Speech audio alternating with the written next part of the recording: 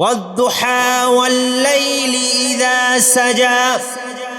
আল্লাহ রাব্বুল আলামিন এই সূরাটার মধ্যে তিনটা স্টেপ ভাগ করে করে তিনটা বিষয়ে কথা বলেছেন।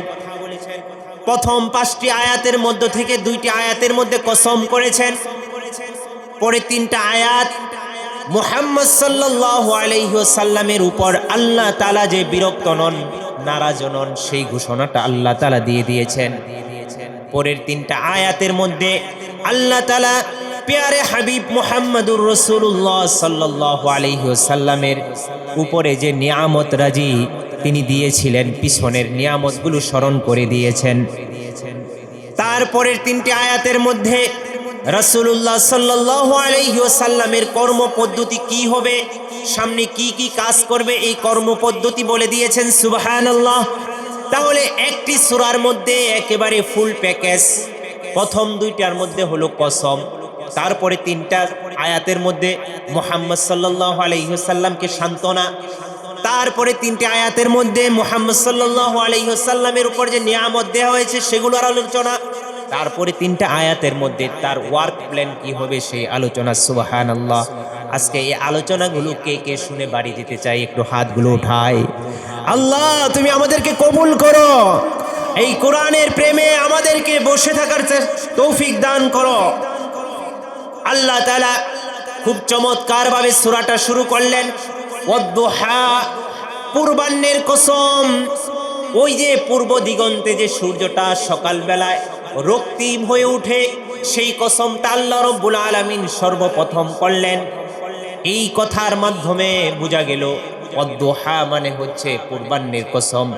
যখন চাষতের সময় হয়ে যায়, সবে মাত্র সূর্যটা মৃদুমন্দ একটা আলো ছড়িয়েছে, ফজরটা পরম্বিতভাবে মাত্রই শেষ হয়েছে, মানুষ বুঝতে শুরু করেছে ফজরটা মাত্রই আরম্ভ হলো, দিনের সূচনা হয়ে গিয়েছে।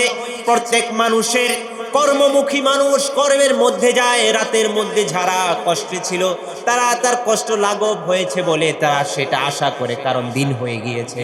রাত্রের মধ্যে যতই কষ্ট বেদনায় কাটুক না কেন, রাতটা যদিও আপনার ব্যথায় ব্যথায় শেষ হোক না কেন, কিন্তু সকাল হয়েছে, তার মানে একজনের কাছে না একজনের কাছে এটা সাহায্য পাওয়া যাবে। আল্লাহ তাআলা এমন একটা কসম করলেন, পূর্বাহ্নের কসম। এরপরে আল্লাহ রাব্বুল আলামিন কসম করলেন ওয়াল-লাইলি ইযা সাজা। একেবারে এই ব্যাপারটা 360 ডিগ্রি ঘুরে গেল। এরপরে তিনি বললেন ওয়াল-লাইলি ইযা সাজা, রাত্রি যখন অন্ধকারাচ্ছন্ন হয় সেই রাতের কসম। সুবহানাল্লাহ।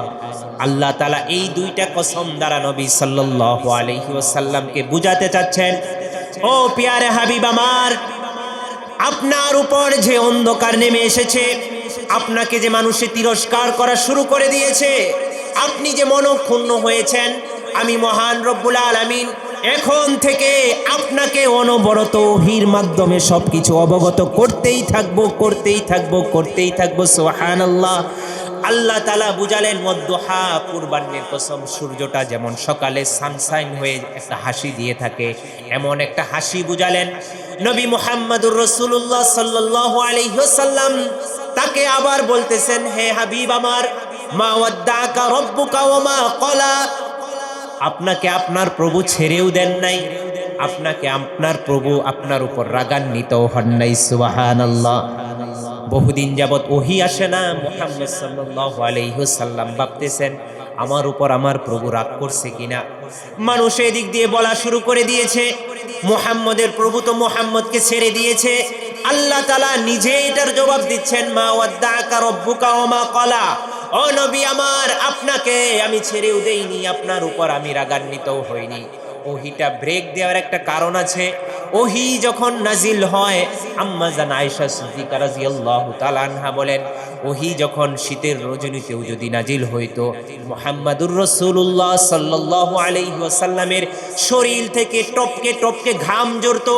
ওহিটা এমনটাই ভারী, ওহি এমন ভারী, এমন ভারী, যখন মুহাম্মদ সাল্লাল্লাহু আলাইহি ওয়াসাল্লাম উটের উপরে থাকতেন, এই সময় যদি ওহি অবতীর্ণ হতো, উটের গলাটা মাটির সাথে লেগে যেত ওহির বরে। সুবহানাল্লাহ। আল্লাহ নবী সাল্লাল্লাহু আলাইহি ওয়াসাল্লাম একবার এক সাহাবার উরুর মধ্যে শুয়ে আছেন, এই সময় আল্লাহর নবী সাল্লাল্লাহু আলাইহি ওয়াসাল্লামের কাছে ওহী এসেছে। ওহী আসা শেষ হওয়ার পরে সাহাবী উঠে বলে, আমার মনে হলো আমার ভিতরের হাড্ডি একেবারে গুরু গুরু হয়ে গিয়েছে। সুবহানাল্লাহ। আল্লাহ বুঝাতে চাইলেন, ও নবী আমার, একাধারে টানা যদি আপনার উপর আমি ওহী নাজিল করতাম, ওহীর যে একটা ওয়েট আছে, একটা ওজন আছে, এটার যে একটা ভার আছে, এই ভারে আপনি ক্লান্ত হয়ে যেতেন। আপনাকে সহনশীল করার জন্যে আমি দীর্ঘদিন ওহীটাকে ব্রেক দিয়েছি। এর মানে এই নয় আমি আপনাকে ছেড়ে দিয়েছি, বরং আপনার উপর আমি রাগ করেছি, এরকম কোনো কিছুই নয়। সুবহানাল্লাহ। তাহলে সবকিছু ক্লিয়ার হয়ে গেল। আল্লাহর নবী সাল্লাল্লাহু আলাইহি ওয়াসাল্লামের উপর আল্লাহ তাআলা রাগান্বিত নন, তাকে ছেড়েও দেন নাই। এরপরে আল্লাহ তাআলা বলতেছেন, ও নবী আমার, ওয়ালাল আখিরাতু খায়রুল লাকা মিনাল উলা, আপনাকে আমি সংবাদ দিচ্ছি আপনার পরবর্তী সময়টা পূর্ববর্তী সময়ের চাইতে অধিক আরো ভালো হবে। সুবহানাল্লাহ। আপনার পূর্ববর্তী সময়টা যেভাবেই কাটুক না কেন, কিন্তু সামনে আপনার জন্য শুধু সুসংবাদ আর ভালো দিন অপেক্ষা করছে। আল্লাহর নবী সাল্লাল্লাহু আলাইহি ওয়াসাল্লামের কাছে আল্লাহ তাআলা অন্য আরেকটা সূরার মাধ্যমে জানাই দিলেন, ওয়ালাল আখিরাতু খায়রুল লাকা মিনাল উলার একটা চমৎকার ব্যাখ্যা সূরা কলমের মধ্যে আল্লাহ তাআলা নাজিল করলেন, নুন ওয়াল কলামি ওয়ামা ইয়াসতুরুন মা আনতা বিনি'মাতি রাব্বিকা বিমাজনুন ওয়া ইন্না লাকা লাআজরান গায়রা মামনুন। নুন শব্দটা উল্লেখ করলেন, যার অর্থ একমাত্র জানেন কে? আল্লাহ ছাড়া আর কেউ জানেন না। আল্লাহু আ'লামু বিমুরাদিহি। এরপরে বললেন, ওয়াল কলামি ওয়ামা ইয়াসতুরুন, কলমের কসম, কলমের কসম। এই কলম যা লিপিবদ্ধ করে যা কিছু লেখে সেটারও কসম।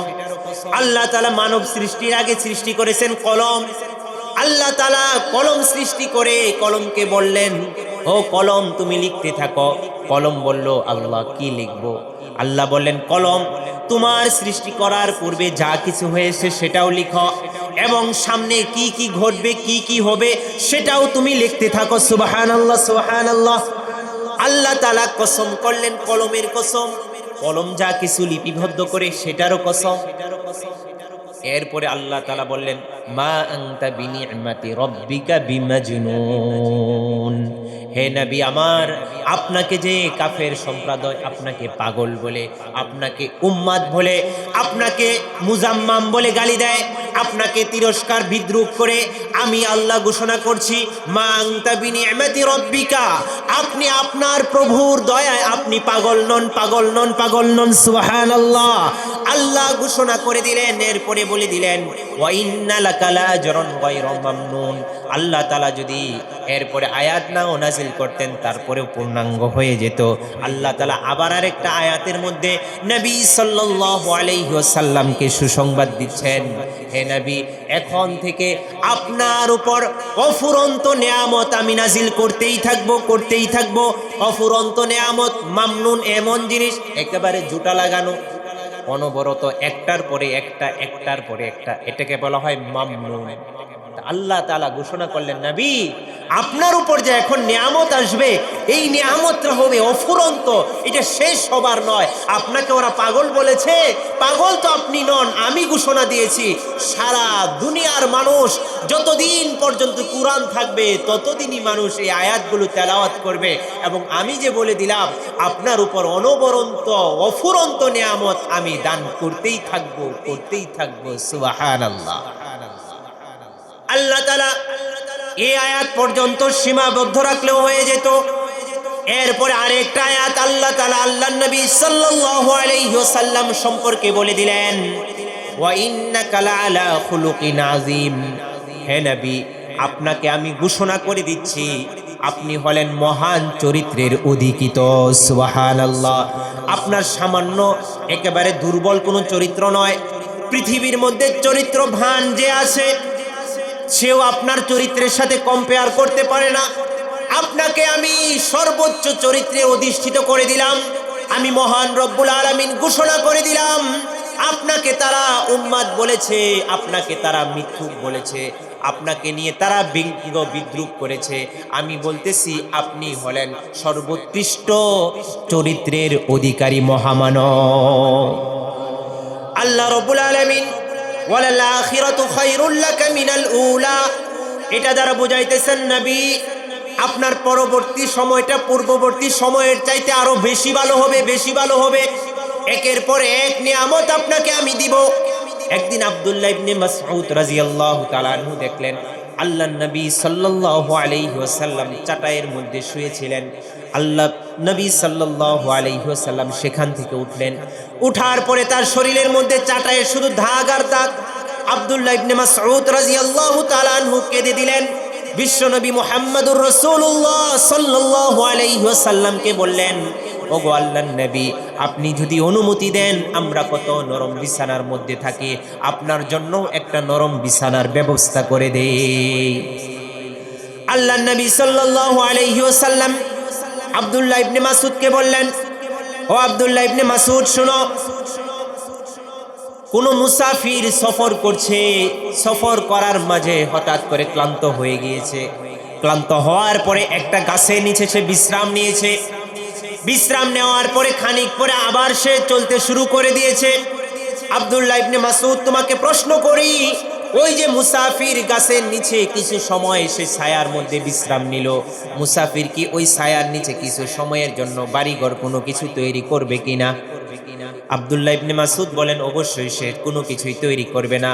মুহাম্মাদুর রাসূলুল্লাহ সাল্লাল্লাহু আলাইহি ওয়াসাল্লাম বুঝাইতে চাইলেন, আব্দুল্লাহ ইবনে মাসউদ, এটাও তো সেই মুসাফিরের মতোই একটা, দুনিয়াটা মুসাফিরখানা, আসছি কিছুদিন আছি আবার চলে যাব পরকালে।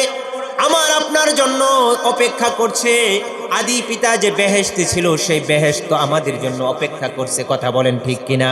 আল্লাহ তাআলা এটাই বুঝাইলেন, ওয়ালাল আখিরাতু খায়রুল লাকা মিনাল উলা, আপনার এই দুনিয়ার জিন্দেগির চাইতে আখিরাতের জিন্দেগিটা হবে আরো ভালো, আরো ভালো, আরো ভালো। হে নবী, আল্লাহ তাআলা এরপরে চতুর্থ আয়াতে আল্লাহ বলেন, ওয়ালা সাউফা ইউতিকা রাব্বুকা ফাতারদা, হে নবী আপনাকে আমি এই পরিমাণ দিব যে পরিমাণ পেলে আপনি খুশি হয়ে যান। সুবহানাল্লাহ।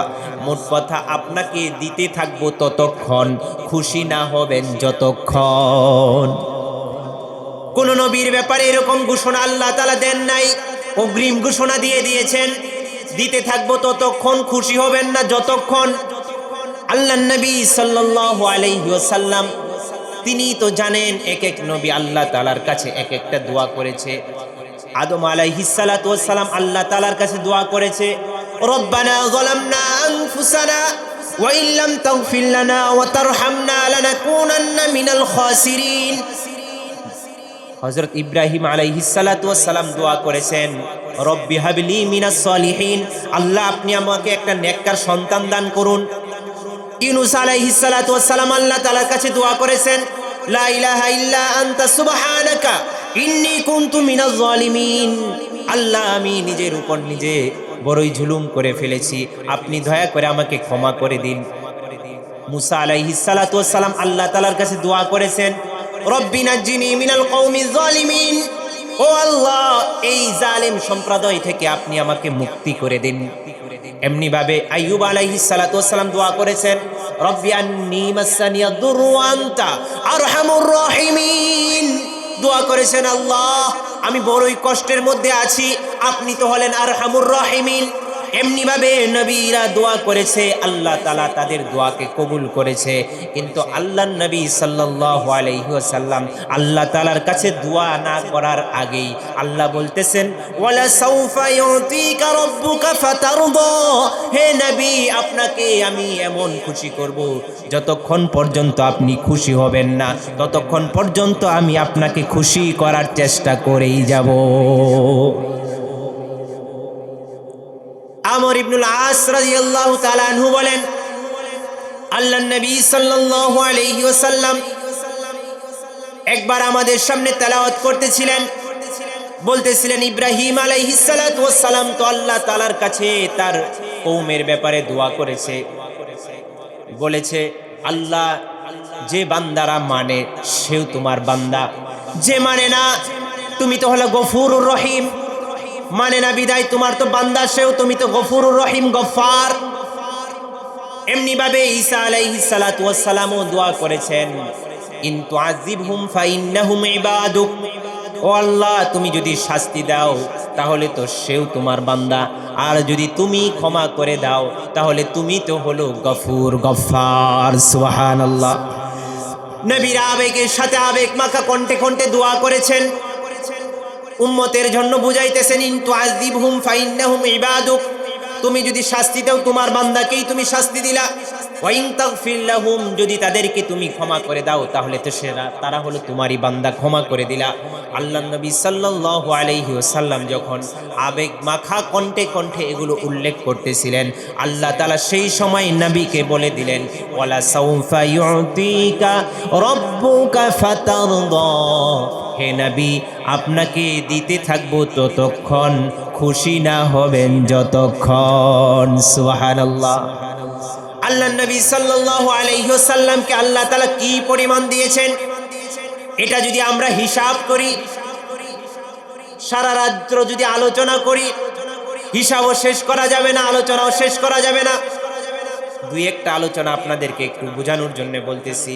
আল্লাহ নবী সাল্লাল্লাহু আলাইহি ওয়াসাল্লাম তার চাচা ইন্তেকাল করলেন আবু তালিব, সেই বছরই ইন্তেকাল করলেন মা খাদিজা রাদিয়াল্লাহু তাআলা আনহা।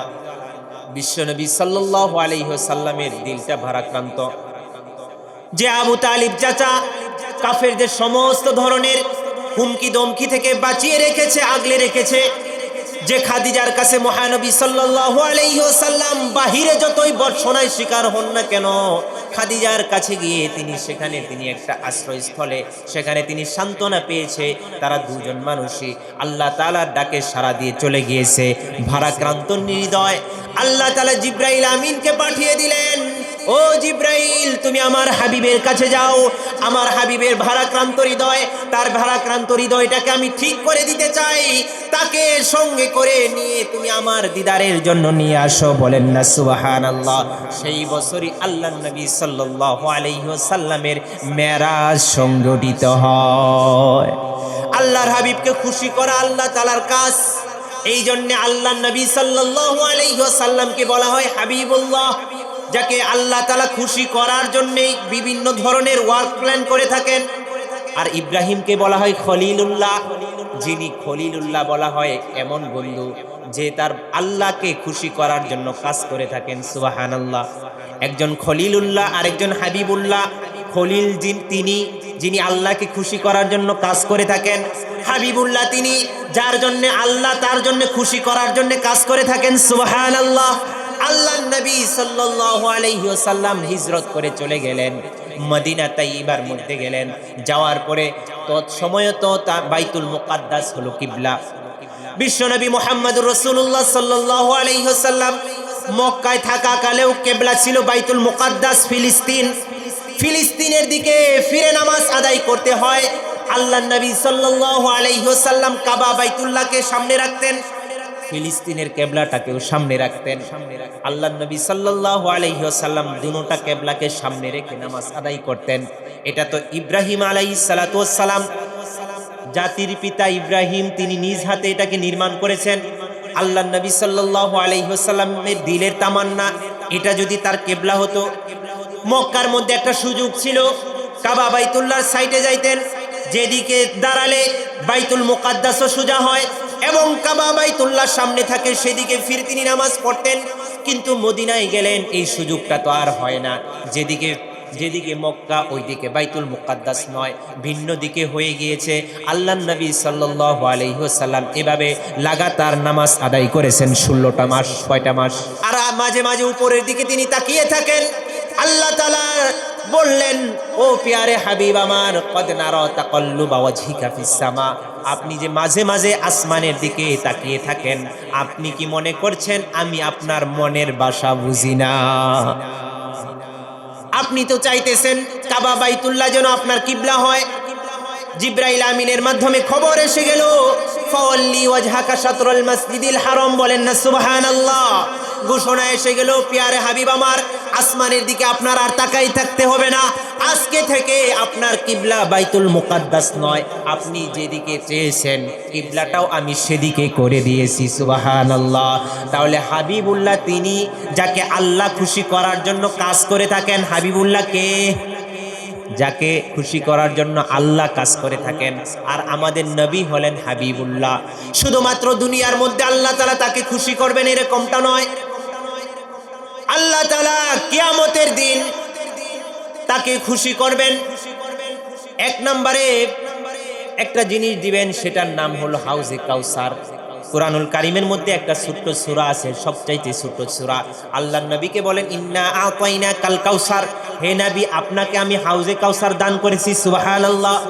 হাউজে কাউসার কেমন? হাউজে কাউসার কেমন? যার পানিটা হবে দুধের চাইতে সাদা, মধুর চাইতেও মিষ্ট, বরফের চাইতেও ঠান্ডা। যে ব্যক্তি একবার পান করবে তার আর পিপাসা লাগবে না। সুবহানাল্লাহ। আল্লাহ তাআলা আল্লাহর নবী সাল্লাল্লাহু আলাইহি ওয়াসাল্লামকে এই হাউজে কাউসার দিয়ে খুশি করে দিয়েছেন।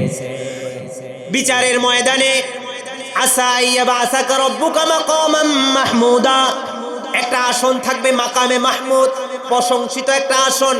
আল্লাহর নবী সাল্লাল্লাহু আলাইহি ওয়াসাল্লামের জন্য সে আসনটা নির্ধারণ করে দেয়া হবে।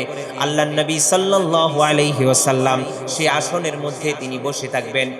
কিছুক্ষণ পরে আল্লাহর নবী সাল্লাল্লাহু আলাইহি ওয়াসাল্লাম সিজদায় পড়ে যাবেন। সিজদায় পড়ে গিয়ে তিনি ক্রন্দন করতে শুরু করবেন, বলতে থাকবেন, ইয়া উম্মতি ইয়া উম্মতি ইয়া উম্মতি। আল্লাহ তাআলা জিবরাইল আমিনকে বলবেন, ও জিবরাইল ইযহাব ইলা মুহাম্মদ, তুমি আমার পেয়ারে হাবিব মুহাম্মাদের কাছে যাও, মুহাম্মদকে জিজ্ঞাসা করো সে কি চায়।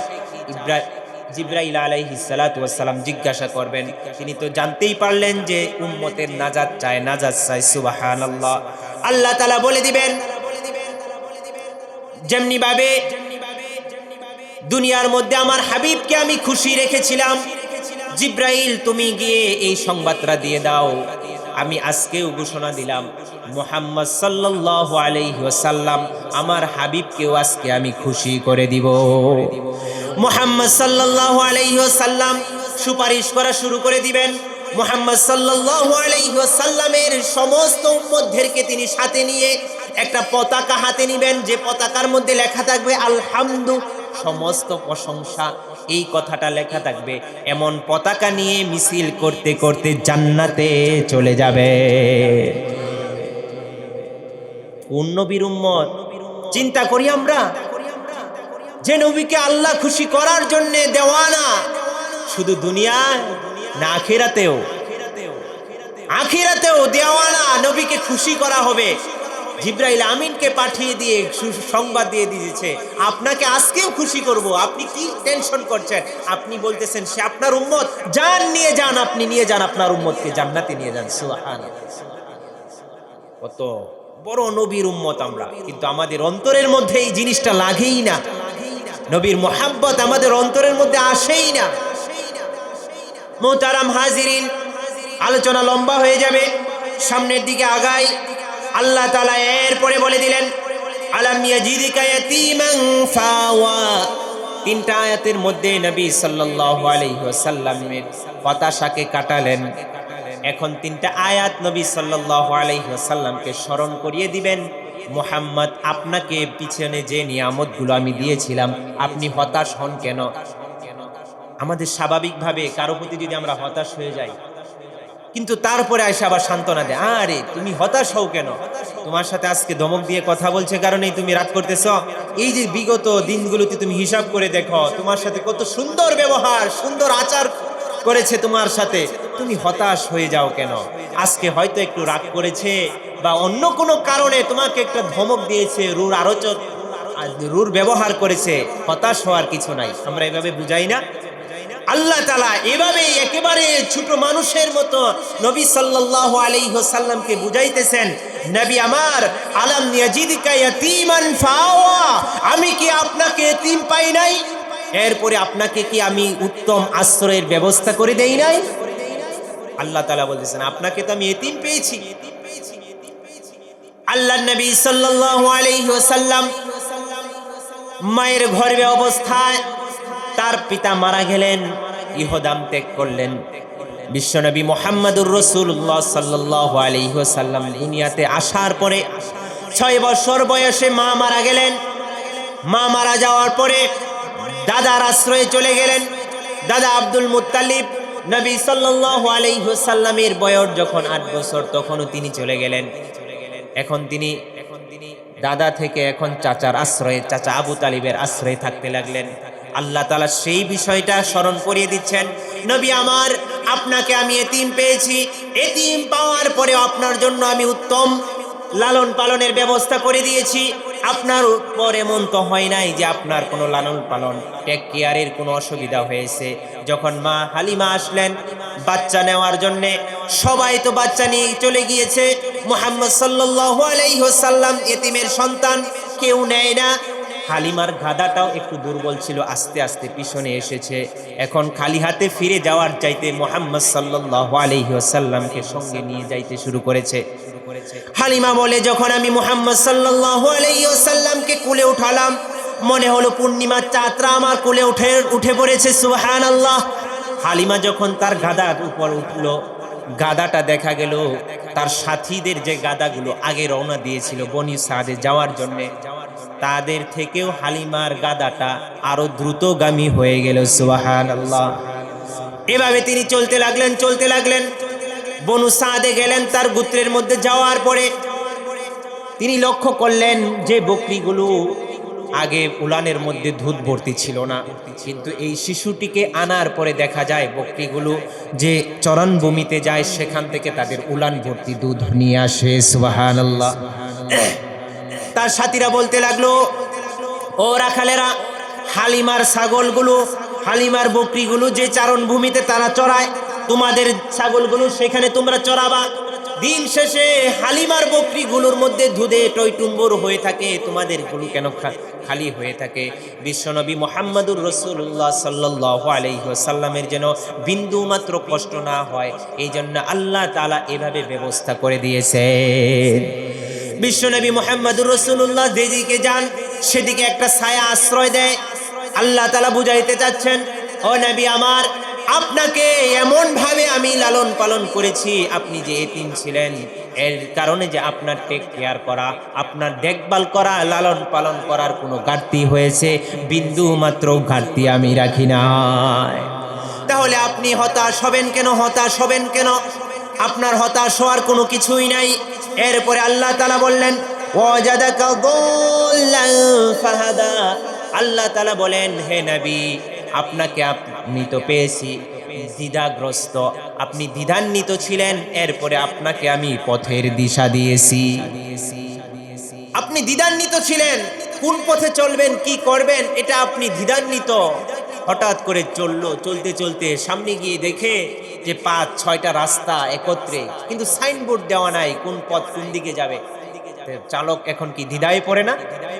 আল্লাহ তাআলা বলতেছেন, নবী আপনি দ্বিধান্বিত ছিলেন, আপনি পথের দিশা পাচ্ছিলেন না, আমি তো আপনাকে পথের দিশা দিয়েছি, সুবহানাল্লাহ।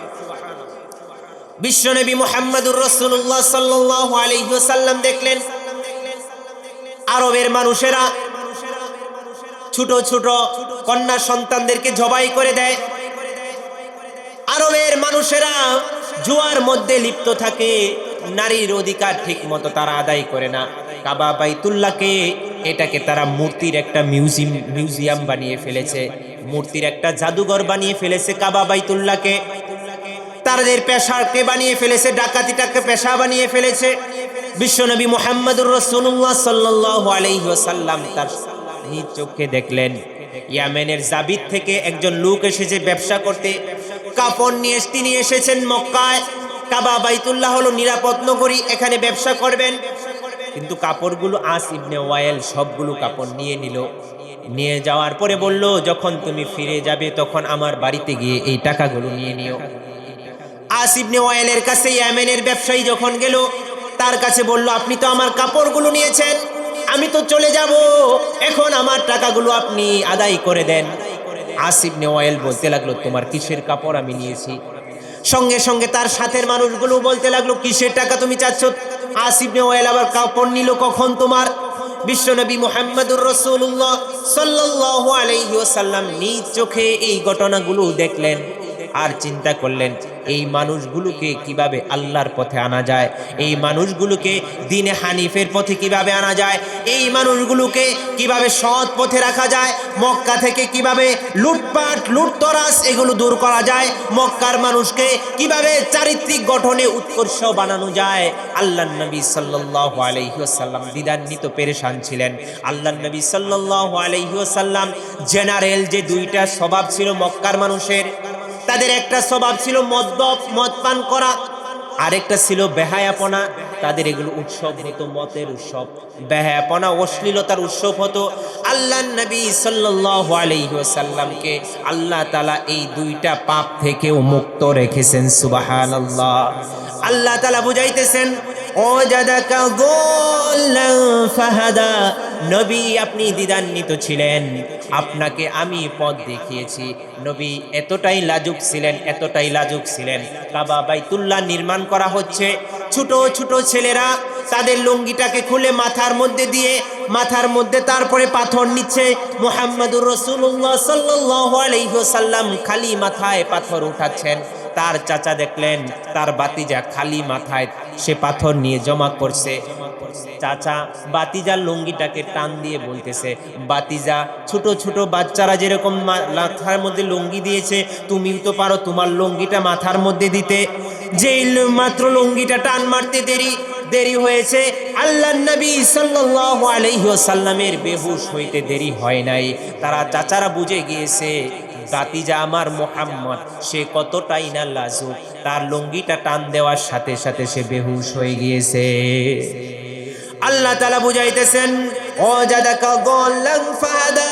হে নবী আপনি তো দ্বিধান্বিত ছিলেন যে মানুষগুলো আপনার লুঙ্গি টেনে দিয়েছে, যে মানুষেরা উলঙ্গ অবস্থায় কাবা বাইতুল্লাহ নির্মাণ কাজে যারা লিপ্ত হয়েছে, আপনাকে আমি সেভাবে রাখি নাই। আপনাকে আমি উত্তম চরিত্রের উপর রেখেছি, মদের আশেপাশে আপনি যান নাই, বেহায়া লালাপ্পাপনা যেটা ছিল তার দ্বারে কাছেও আপনি কখনো যান নাই। হে নবী আপনাকে আমি এই সব কিছু থেকে আমি আল্লাহ বাঁচিয়েছি। সুবহানাল্লাহ।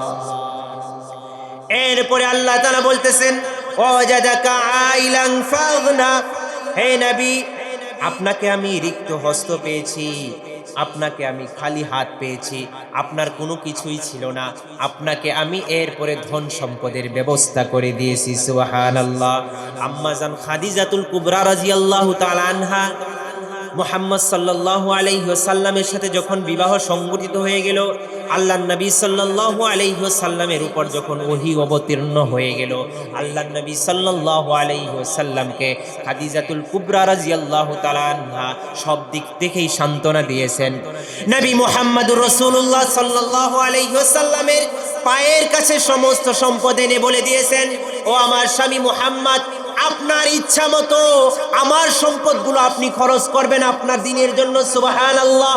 মুহাম্মদুর রাসূলুল্লাহ সাল্লাল্লাহু আলাইহি ওয়াসাল্লামকে আল্লাহ তাআলা স্মরণ করিয়ে দিচ্ছেন, হে মুহাম্মদ আপনার সম্পদের অভাব তো আমি কখনো রাখি নাই, আপনাকে এমন একটা বংশের মধ্যে দিয়েছি যে বংশটা মক্কার মধ্যে সবচাইতে দামি বংশ, যে বংশের মধ্যে আপনার পিতা আব্দুল্লাহকে বাঁচানোর জন্য আপনার দাদা 100 উট কুরবানি করে দিয়েছে। সুবহানাল্লাহ। 100 উট কুরবানি করা এটা কি একেবারে ছোটখাটো কথা কিনা? একটা উটের সর্বনিম্ন দাম যদি আমরা 10 লাখ ধরি, তাহলে 10টা উটের দাম হলো 1 কোটি, 100 উটের দাম হলো 10 কোটি। তাহলে 10 লাখে তো উট পাওয়া যাবে না, মিনিমাম 20 লাখ লাগবে। 20 লাখ করে যদি ধরি তাহলে সেই সময় 20 কোটি টাকা শুধু কুরবানি করেছে আব্দুল্লাহর জন্য। সুবহানাল্লাহ। আল্লাহ তাআলা এগুলো স্মরণ করিয়ে দিচ্ছেন। এরপরে বলতেছেন, হে নবী আপনার পিছনের যে নিয়ামতগুলো আমি দিয়েছি এগুলো আপনাকে আমি স্মরণ করিয়ে দিলাম। এখন আপনাকে 3টা ওয়ার্ক প্ল্যান দিচ্ছি, কর্ম পদ্ধতি আপনাকে আমি বলে দিচ্ছি। আল্লাহ তাআলা বলেন, ফাআম্মাল ইয়াতীমা ফালা তাকহার। হে নবী আপনি এতিমের সাথে রূঢ় ব্যবহার করবেন না, এতিমকে আপনি ধমক দিবেন না, এতিমের সাথে খারাপ আচরণ আপনি করবেন না। এটা কার ঘোষণা? আল্লাহর ঘোষণা। আল্লাহ বলে দিলেন এতিমের সাথে খারাপ আচরণ আপনি করবেন না, তাদের সাথে রূঢ় আচরণ আপনি করবেন না। কারণ নবী আপনি এতিম ছিলেন, এতিম তো নবী ছিলেন, এই জন্য আল্লাহ তাআলা এতিমের ব্যাপারে আয়াত নাজিল করলেন, তাদেরকে আপনি কোনো কিছু বলবেন না। আল্লাহ নবী সাল্লাল্লাহু আলাইহি ওয়াসাল্লামের একজন সাহাবী ছিলেন নুআইম ইবনে উসাইদ। নুআইম ইবনে উসাইদ 10 জন মুসলমানের পরেই তিনি মুসলমান হয়েছেন। উমর রাদিয়াল্লাহু তাআলা আনহুর আগেই তিনি মুসলমান হয়েছেন। নুআইম ইবনে উসাইদ রাদিয়াল্লাহু তাআলা আনহু চুপি চুপি মুসলমান হয়েছেন। চুপি চুপি মুসলমান হওয়ার পরে তার কওমের লোকেরাও জানে না বিশ্বনবী মুহাম্মদুর রাসূলুল্লাহ সাল্লাল্লাহু আলাইহি ওয়াসাল্লাম নুআইমকে বললেন, নুআইম তুমি হিজরত করে হাবশায় চলে যাও। যখন তার কওমের লোকেরা এটা বুঝতে পারলো নুআইম হিজরত করবে, সে মুহাম্মদ সাল্লাল্লাহু আলাইহি ওয়াসাল্লামের ধর্ম সে গ্রহণ করেছে, তার কওমের লোকেরা মুহাম্মদ সাল্লাল্লাহু আলাইহি ওয়াসাল্লামের সামনে উপস্থিত হয়ে বলতে লাগলো, ইয়া রাসূলুল্লাহ আপনি নুআইমকে হিজরত করার অনুমতি দিবেন না। নুআইমকে বললে, ও নুআইম তোমার যত দিন খুশি তুমি আমাদের সাথে থেকে যাও, তোমার উপর কোনো ধরনের বিপদ আসবে না। আমরা কথা দিচ্ছি তোমার উপর যদি বিপদ আসে সেটার মোকাবেলা আমরা সবাই মিলে করব। সুবহানাল্লাহ। নুআইম ইবনে উসাইদের গুণ ছিল কি? যে দুইটা গুণ ছিল, এক নাম্বার গুণ ছিল নুআইম ইবনে উসাইদ কোনো এতিম দেখলে তার দেখভালের দায়িত্বটা নুআইম ইবনে উসাইদ নিজে নিয়ে নিতেন। সুবহানাল্লাহ। আরেকটা গুণ ছিল কোনো মানুষ যদি মারা যায়, তার যদি বিধবা স্ত্রী থাকে, এই বিধবা স্ত্রীর ভরণ পোষণের দায়িত্ব নুআইম নিজ হাতে নিয়ে নেন। সুবহানাল্লাহ। আল্লাহর নবী সাল্লাল্লাহু আলাইহি ওয়াসাল্লাম সকালে উঠে সাহাবা আজমাইনদের কাছ থেকে মাঝে মাঝে স্বপ্নের কথা শুনতেন, কিন্তু এই দিন নুআইম ইবনে উসাইদ বলে এই দিন আল্লাহর নবী সাল্লাল্লাহু আলাইহি ওয়াসাল্লাম তিনি নিজে বলতেছেন, আজকে আমি স্বপ্নে দেখলাম আমি জান্নাতের মধ্যে ঘোরাফেরা করতেছি। এই জান্নাতের মধ্যে ঘোরাফেরা করার সময় নাহমা শুনতে পেলাম, কাশির আওয়াজ আমি শুনতে পেলাম, আর ওই কাশির আওয়াজটা হলো আমার সাহাবী নুআইমের কাশির আওয়াজ। আল্লাহর নবী সাল্লাল্লাহু আলাইহি ওয়াসাল্লাম কাশির আওয়াজটাও বুঝতেন। কোন সাহাবী কিভাবে কাশি দেয়, বেলাল রাদিয়াল্লাহু তাআলা আনহু কিভাবে হাঁটেন, তিনি এটা এই জান্নাতে গিয়েও এটা টের পান যে বেলালের হাঁটার আওয়াজ আমি পাচ্ছি, জান্নাতের মধ্যে ঘুরতেছেন। নুআইম কিভাবে কাশি দেয়, সেই কাশির আওয়াজটা আল্লাহর নবী সাল্লাল্লাহু আলাইহি ওয়াসাল্লাম পেয়ে গেলেন। এই দুইটা গুণ, একটা গুণ হলো এতিমের দেখভাল করা, আর একটা গুণ হলো বিধবার দায়িত্ব নিয়ে নেওয়া। সুবহানাল্লাহ। নুআইম ইবনে উসাইদ মুহাম্মদ সাল্লাল্লাহু আলাইহি ওয়াসাল্লাম যখন হিজরত করে মদিনায় চলে গেলেন, নুআইম ইবনে উসাইদ 40 জনের কাফেলা সহ মদিনায় যখন উপস্থিত হলেন, বিশ্বনবী মুহাম্মদুর রাসূলুল্লাহ সাল্লাল্লাহু আলাইহি ওয়াসাল্লাম নুআইমকে আহলান সাহলান সুস্বাগতম জানানোর জন্য নিজে ঘর থেকে দৌড়ে বের হয়েছেন। আসার সঙ্গে সঙ্গে নুআইম ইবনে উসাইদকে বুকের সাথে জড়িয়ে ধরে বন্দন করে নবী সাল্লাল্লাহু আলাইহি ওয়াসাল্লাম বলতেছেন, ও নুআইম তোমার কওমের ঘুরতে লোকেরা কত ভালো, তুমি ইসলাম গ্রহণ করার পরেও, এটা জানার পরেও তোমাকে তারা তোমাদের থেকে তাড়িয়ে দেয় নাই, তোমার গোত্র থেকে তারা বের করে দেয় নাই, কিন্তু আমার গোত্র আমি ইসলাম কবুল করার জন্যে, ইসলাম প্রচার করার কারণে আমার গোত্র আমাকে তাড়িয়ে দিয়েছে। তুমি কতই না সুসংবাদ। নুআইম রাদিয়াল্লাহু তাআলা আনহু আরেকটা সুন্দর একটা ঘটনা নিজেই উল্লেখ করেন। একবার শীতের রজনীর মধ্যে আমি সজাগ পেলাম ফজরের আগে, বিষণ্ণ শীত, তখন মদিনার মধ্যে বিষণ্ণ শীত পড়েছে। আমি মনে মনে ভাবতে শুরু করলাম একটু পরেই যে আজান হয়ে যাবে, এই আজান হওয়ার পরে মসজিদে যেতে হবে নামাজ আদায় করার জন্যে, কিন্তু যে শীত পড়েছে, আজকে যদি আল্লাহর নবী সাল্লাল্লাহু আলাইহি ওয়াসাল্লামের পক্ষ থেকে ঘোষণা আসতো আজকের নামাজটা যার যার বাড়িতেই যেন পড়ে নেয়। নুআইম ইবনে উসাইদ এটা চিন্তা করতেছেন আর আজানের অপেক্ষা করতেছেন। হঠাৎ করে নুআইম ইবনে উসাইদ আজানের শব্দ শুনতে পেলেন, বেলাল আজান দিচ্ছে, আসসালাতু খায়রুম মিনান নাওম। বেলাল আজান দিচ্ছে, আজান শেষ করার পরে বেলাল আরেকটা ঘোষণা করছে, আসসালাতু ফিল বাইত, আসসালাতু ফিল বাইত, আজকের নামাজটা ঘরের মধ্যেই তোমরা আদায় করে নাও। নুআইম ইবনে উসাইদ আগে চিন্তা করেছিল ঘর থেকে বের হবো না, ঘরেই নামাজ পড়বো, এখন এই আওয়াজ শোনার পরে নুয়াইম ইবনে উসাইদ দৌড় দিছে বেলালের দিকে, তার কাছে গিয়ে জিজ্ঞাসা করে, তোমাকে এই শব্দ কে বলতে বলেছে? তুমি যে বললা ঘরের মধ্যে আজকের নামাজটা আদায় করতে, এটাকে কে বলেছে তোমাকে বলতে? সে বলে, কে আবার বলবে, আমি নিজের থেকে বানাই বলছি নাকি? বিশ্বনবী আমাকে বলেছে, এই জন্য আমি বলেছি আস-সালাতু ফিল বাইত, আস-সালাতু ফিল বাইত। নুয়াইম ইবনে উসাইদ বলে, আমি তো এটাই মনে মনে ভাবতেছিলাম, আল্লাহ তাআলা আমার ভাবনাটাকে ওহী স্বরূপ প্রেরণ করে দিয়ে মুহাম্মাদুর রাসূলুল্লাহ সাল্লাল্লাহু আলাইহি ওয়াসাল্লামের মাধ্যমে দেশবাসীর মধ্যে ঘোষণা করে দিয়েছে। সুবহানাল্লাহ। আল্লাহ তাআলা নুয়াইম ইবনে উসাইদকে কতটা ভালোবাসেন, তার চিন্তা ভাবনাটাও কতটা পছন্দ। নুয়াইম ইবনে উসাইদের চিন্তা ভাবনাটাও মকবুল। গুণ হইল দুইটা। কি কি মনে আছে আপনাদের? কি গুণ দুইটা তার? এক হলো এতিমের দেখভাল করেন, আরেক হলো বিধবাদের দায়িত্ব তিনি নিজের কাঁধে নিয়ে নেন। সুবহানাল্লাহ। আজকে তো দেখা যায় চাচা বাতিজার কত মাল সম্পদ আত্মসাৎ করেছে এতিম পাইয়া। কথা বলেন ঠিক কিনা? আর আসতে বলেন, আমার মতো আসতে বলেন, শুনে ভালো। কত এরকম চাচা আছে বাতিজার সম্পদ বুঝিয়ে দেয় না। ছোটর সময় ভাই মারা গিয়েছে, তার দরকার ছিল এই বাতিজার দায়িত্ব নিবে, সারা জনম তার খরচটা চালাবে, কমপক্ষে বড় হওয়ার আগ পর্যন্ত তার খরচটা সে চালাবে, এটা তো তার দায়িত্ব থাকার কথা ছিল। কিন্তু সে খুঁজতেছে এই বাতিজার দায়িত্বটাও নেই, সঙ্গে সঙ্গে তার সম্পদগুলো আত্মসাৎ কিভাবে করা যায় এই সুযোগগুলো বের করে কিনা।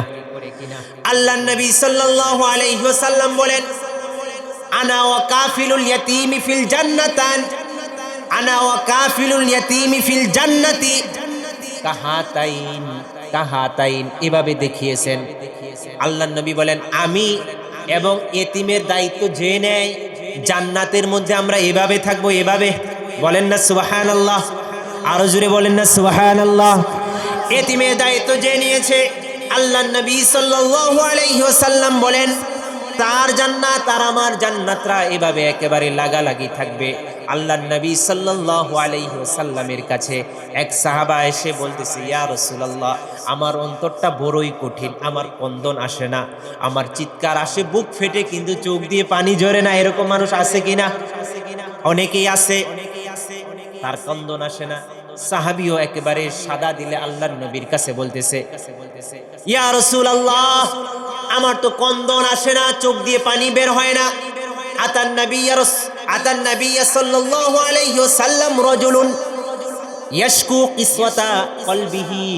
আল্লাহর নবী সাল্লাল্লাহু আলাইহি ওয়াসাল্লামের কাছে একজন ব্যক্তি এসে শিকায়াত করলো, ইয়া রাসূলুল্লাহ, আমার তো দিল থেকে কন্দন আসে না, চোখ দিয়ে পানি বের হয় না।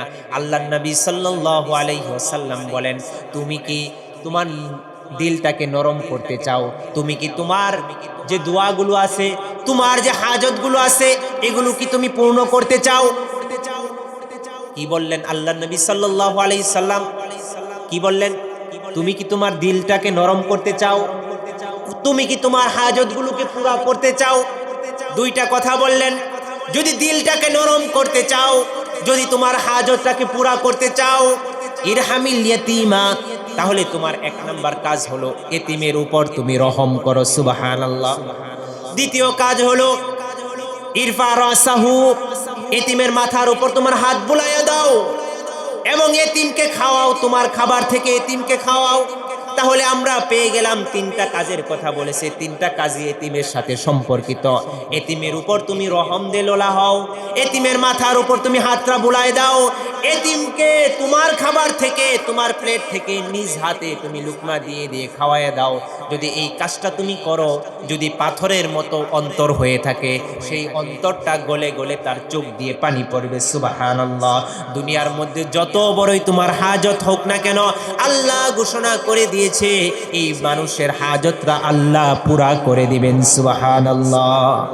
তাহলে এতিম দেখলে আমরা তো এখন নাকটাকে সিটকানি দেই, এতিমের মাল খাওয়ার জন্য চতুর্মুখী প্ল্যান আমরা করে থাকি। সবটা ভালো মতে কষ, ভালো ভাবে নকশাটা একটু দেখ, কোনো ফাঁক টাক আছে কিনা।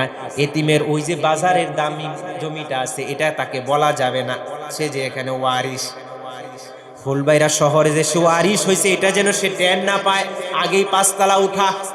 লাঠিগুলো বাস করে রাখ, আসলে একবারে দপাস লাগিয়ে দিবি।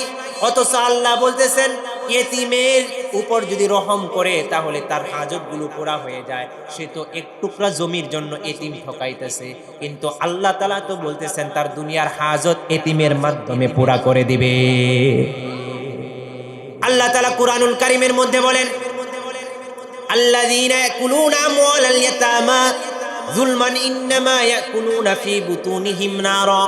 ও দুনিয়ার মানুষেরা শোনো শোনো, যে মানুষগুলি এতিমের মাল ভক্ষণ করে, এতিমের মাল দ্বারা তার উদরটা ভরে, এতিমের মালটা সে খুব মজা করে ভক্ষণ করে তার পেটটা ভরে, এই পেট ভরাটা সে দুনিয়ার মধ্যে যে কিছু দিয়ে এই পেটটা ভরুক না কেন, সেটা যদি এতিমের হয়, আমি আল্লাহ বলে দিলাম সেটা সে মাল দিয়ে বলল না, বরং দুজকের আগুন দিয়ে সে তার পেটটাকে বলল। বলেন নাউজুবিল্লাহ।